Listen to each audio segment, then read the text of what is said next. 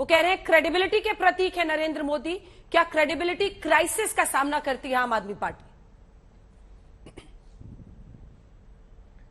अंजना जी, सबसे पहले तो उन्होंने गठबंधन की बात की। हाँ। अरे भैया, आपको गठबंधन करने की जरूरत क्या है? आप तो खोखा खोखा योजना चला रहे हैं। आपको क्या जरूरत है गठबंधन करने की?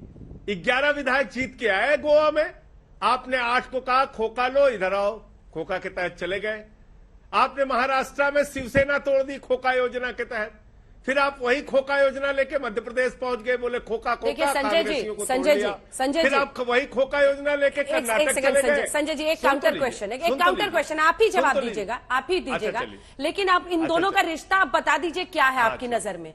या तो इलू इलू का रिश्ता है या खोखा खोखा का रिश्ता है? मैं बता, कभी आप इलू इलू कहते हैं, कभी खोखा खोखा कहते हैं। मैं बता तो रहा हूं।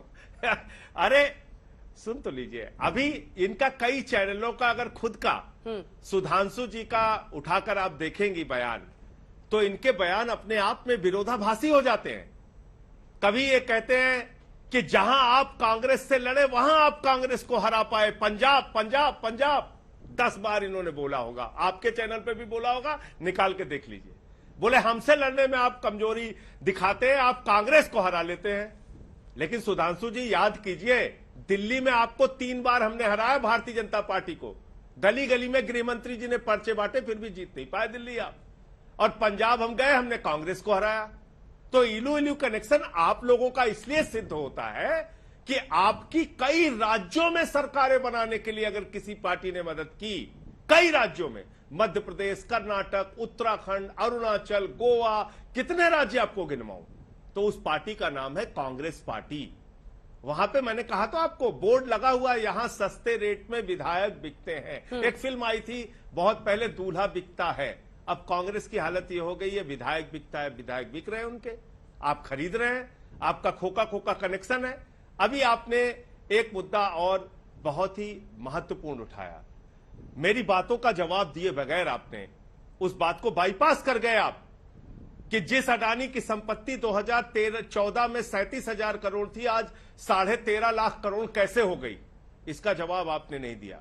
आप भारत की संपत्तियां क्यों बेच रहे हैं, इसका जवाब आपने नहीं दिया। आपने भारत की सेना में अग्निवीर जैसी योजना ला दी, महंगाई देश के अंदर चरम पर पहुंचा दिया, इसका जवाब नहीं दिया। गुजरात की हालत आपको बताया मैंने, शिक्षा पे, स्वास्थ्य पे क्या है ये आपने नहीं बताया, कोई बात नहीं। लेकिन एक मैं सीधे तौर पे ये कहना चाहता हूं, आज आप बताइए, अगर दोनों पार्टियां किसी पार्टी से परेशान हैं तो उस पार्टी का नाम है आम आदमी पार्टी, और आपके पास कोई थर्मोमीटर नहीं है। जैसे आप बता रहे हैं ना, उनका 42 है, उसमें से उनको गया तो वो हमारे विपक्षी है, नहीं। हम कांग्रेस का वोट तो ले ही रहे हैं, भारतीय जनता पार्टी के भी मतदाता ऊब चुके हैं आपसे, जिन्होंने 27 वर्षों से आपका कुशासन देखा गुजरात के अंदर, वो अब बदलाव चाहते हैं। एक एक गुजराती कह रहा है परिवर्तन, बदलाव, और परिवर्तन और बदलाव का मतलब है आम आदमी पार्टी। अरविंद केजरीवाल, ईसूदान जैसा एक ईमानदार व्यक्तित्व जिसको मुख्यमंत्री का चेहरा बनाया है, जो एक कुशल पत्रकार थे, आज उनको आम आदमी पार्टी ने अपना मुख्यमंत्री का चेहरा गुजरात के अंदर बनाया है। तो इसलिए मैं समझता हूं कि 8 दिसंबर को इसका फैसला होगा, लेकिन गुजरात के लोग इस बार मन बना चुके हैं। आप दोनों लोग भले ही मिलकर लड़ने की कोशिश कर रहे हो, लेकिन कामयाब नहीं होंगे। चलिए, इसका जवाब दीजिए सुधांशु जी। उन्होंने सीधा देश को बेचने, अलग अलग जो बिक्रियां हो रही हैं उन सब पर जो प्रश्न किया था, उसका जवाब जरूर दीजिएगा। पहले तो इनकी इस बात में संशोधन कर दूं, मान्यवर, आपने दिल्ली कांग्रेस से जीती थी, विधानसभा आपने कांग्रेस से जीती, लोकसभा में हमसे मुकाबला हुआ, दोनों बार आपको 0 मिला है, यानी आप चश्मा पहन चुके हैं अभी तक। जहां हमसे मुकाबला होता, फिर उत्तर प्रदेश हो, उत्तराखंड हो, जहां भी हो। हाँ, पंजाब में हम मानते हैं हम केवल 3 लोकसभा लड़ते थे, और इस बार भी हम कुल 67 विधानसभा लड़े, आधी सीटें लड़े थे। जिस दिन हम स्थिति में होंगे लड़ने की, तब स्थिति भिन्न होगी। हाँ, अब जो ये बात कहने का प्रयास करते हैं कि इस बात को बेच रहे हैं, इस बात को वो कर रहे हैं, मान्यवर, आपको पता है कि एयर इंडिया का घाटा कितने का था? बताइए, 60 हजार करोड़ रुपए का घाटा। यानी भारत के टैक्स पेयर का पैसा निरंतर आप उसमें डालते रहिए, किस चीज के लिए?